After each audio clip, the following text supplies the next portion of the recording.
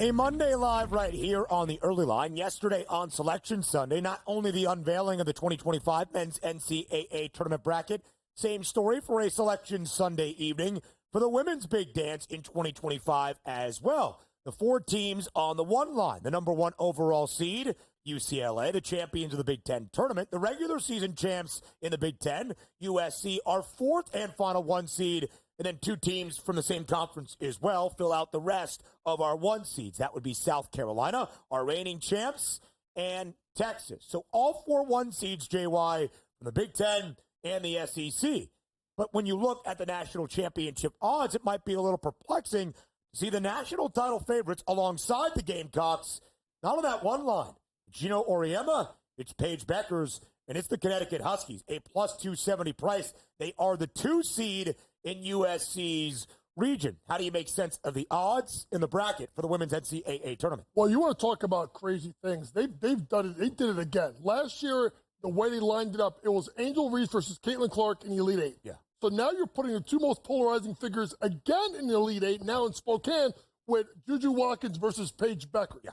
And interesting enough, even though USC is 7-1 versus plus 270 for UConn, do know that USC has a win at UConn earlier this year. But why is it different now? It's been the play of Azzi Fudd. Yeah. She has been absolutely dynamic. Remember, she's coming off her second knee injury. She has played really, really good basketball, and it's at the point now where I think that game that they went to South Carolina about a month ago and beat them down, ending a 71-game home winning streak, winning by almost 30, is why people are looking at UConn. I still think if Gino gets his national championship, this may be it for him. Ooh. I think it's UConn, but it's going to be really enticing with them in USC. Coach, 6 teams at 10-1 or less. Actually, it's plus 750 or less here. So we have some, decent options there. But give me a team, and again, starting at 31 to 35-1 or higher at FanDuel, that is a legitimate chance to make a run. Meaning, I could probably cash in this ticket a little bit later in the tournament. To me, you have to go to what Mark Campbell has done at TCU. And everybody knows that here goes Coach again with TCU.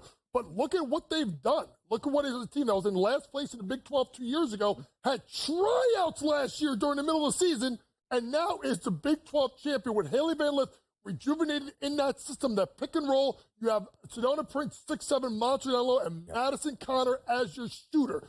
They play a really exciting brand of basketball. Now, it's going to be interesting. They get Notre Dame possibly in the 2-3 matchup. Yeah. Remember, TCU beat Notre Dame in the Bahamas, I believe, during the early year. But then, if you look at all the 4 1 seeds, the most vulnerable 1 seed is Texas. They have Harmon at the point. They have Madison Booker, who is an absolute load. She wears 35. And honestly, she reminds me of a female Kevin Durant, how she plays her game.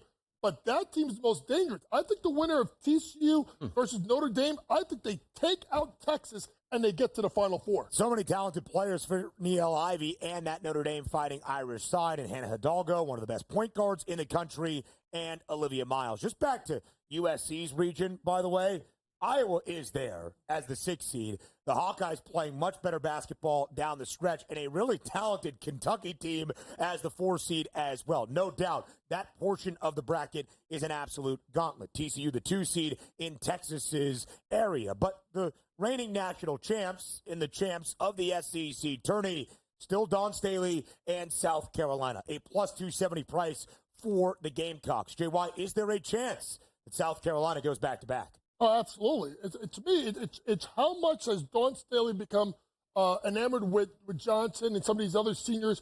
Malaysia Fulwiley is to me so dynamic of a player. They got to lean on her. When they're going right, they're going to be well played. Team to watch out for, I got to see what happens with Flau'jae Johnson, who missed the SEC tournament. Yeah. Such a dynamic scorer. Her with Anisha Morrow with LSU. But listen, folks, there could be upsets on the women's side. Ball State maybe taking out Coach Yo of Ole Miss. South Dakota versus Oklahoma State, sneaky matchup.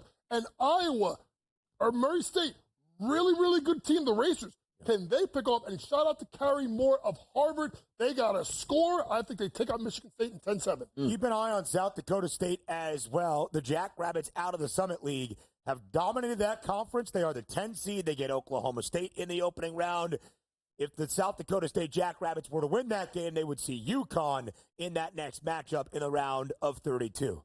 JY, James Young, The coach getting you ready for all the madness that we are going to see to end out March and into early April. A fadeaway in person to the break. Who's passing me the ball? You passing it? You don't pass it. Not passing it to you. Jab. George. Charge. Yep. Oh, I got plenty of time. At the buzzer.